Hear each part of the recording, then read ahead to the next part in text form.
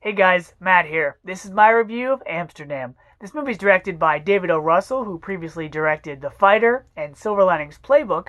This movie stars Christian Bale, John David Washington, and Margot Robbie. The plot of this movie takes place in the 1930s. It's about two men that have a practice together. Burt Berenson, played by Christian Bale, and Harold, played by John David Washington.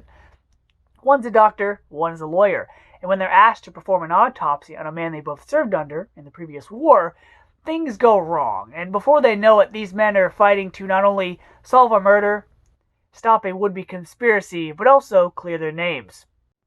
Now, if that plot synopsis sounds like a lot, it's because it is. When I first saw the trailer to this movie, my thoughts were, wow, look at that cast. That's a great cast. But I'm not sure what the movie's about. And having seen the film, I can honestly say that's exactly what my thoughts were walking out of it.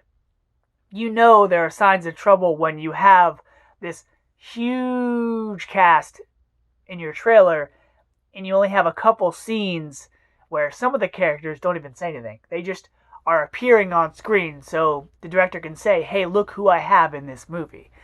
And there was a lot to this film. Great cast, weak plot. That's the gist of it.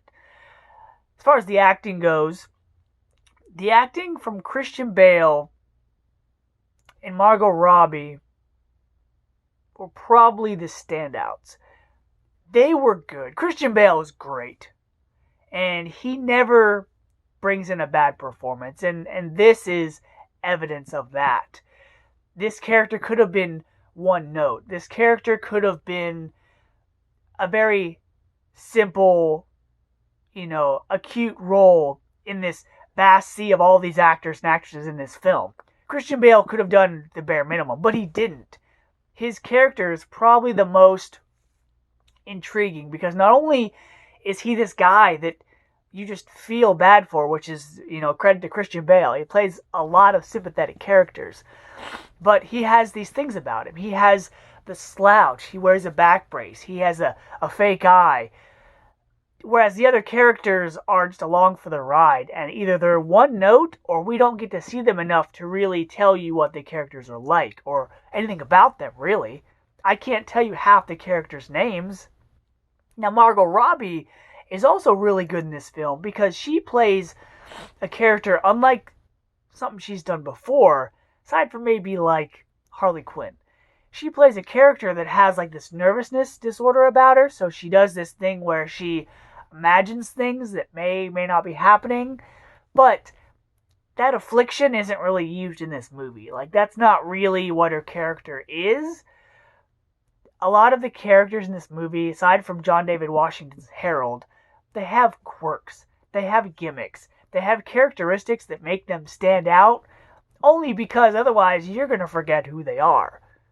Like Anya Taylor-Joy is also in this movie. She plays this, really big fan of a certain character, but also she's not nice. Margot Robbie, like I said, has a disorder. John David Washington is okay in this movie, but he does the thing where, he sounds like his dad, which is great. But when he delivers his lines, he just says a whole lot of stuff very calmly without taking a breath. There's really no emotion there. There's no gravity to anything he says. He never gets excited nor sad. It's just all the same. The rest of the cast includes, what is his name? Oh, Rami Malek, Zoe Saldana, Michael Shannon, Mike Myers, Taylor Swift, Chris Rock, Robert De Niro, Timothy Olyphant, Andrea Riseborough, Matthias Schoenhalter, Alessandro Navarro. It's got a really good cast, but unfortunately, a lot of them are either designated to characters that have quirks, so you remember who they are, or they're given like 3 lines of dialogue. I was very disappointed when I saw this movie and was like, oh, Timothy Olyphant's going to be in this. He's a great character actor. When he speaks, he's very charismatic. He's a great character actor, whether he's a hero or a villain. Here, no. He's given 3 lines of dialogue, and he's called the Red-Faced Man. Good job, David O. Russell. Now, to David O. Russell's credit, he does like to have large casts. Look at his films. He's got a plethora of casts in his movies, which are really good. Here, it's only that way to make up for the weak story. And so, because this movie has a really good cast, the sets, the production feel like the 1930s, but the tone of the movie is all over the place. You don't know if this is supposed to be a comedy or a drama. There's no hurriedness. There's no tension.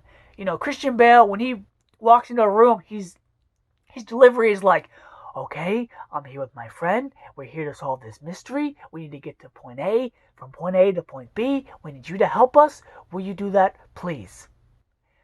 But you don't know if he's being funny or if it's dramatic, because the humor in this movie was just lost on me. Because I didn't know if characters are supposed to be funny with their lines of dialogue, their tirades, their rants on bird watching, or things that really don't matter in this movie. It should just be, hey, I'm here for this reason. Are you going to help me or not? But instead, it's characters gather into a room. One character goes on this little rant about something that doesn't matter at all. And then so the character's like, okay, back to what we were talking about. And it's like, why was this dialogue left in the movie? It's just making the plot more confusing, because you feel like a character saying something is going to come back later in the movie and pay off. Like, oh, this one old guy has a shotgun. Well, guess what? In the movie, he's going to use that shotgun. There's no scene like that. There's no dialogue. There's no gimmick. There's no mannerism or anything that makes you go, okay, that's going to come back and play later in the movie, because it doesn't. It's like it's a lot of deleted scenes left in this movie.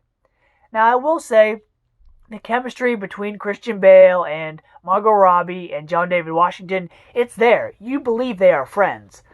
But the movie's called Amsterdam, which is based off a place that 3 friends go to and hang out and live their luxurious lives for a small fraction of the movie. This movie overall was just confusing. It had a really good cast, but it had a poor plot, and aside from the historical accuracies, it felt like the latest season of Peaky Blinders, where you knew where things were going, so it's like, why are they putting all this effort into trying to stop this historical event, or introduce all these characters and all these things that in the end, unfortunately, don't really matter or play a big role. So because of that, I'm going to give Amsterdam a C. I really like Christian Bale, and I recommend this movie just for him, and that's it. And that's sad to say, because I love David O. Russell's filmography. So until next time, guys, see ya.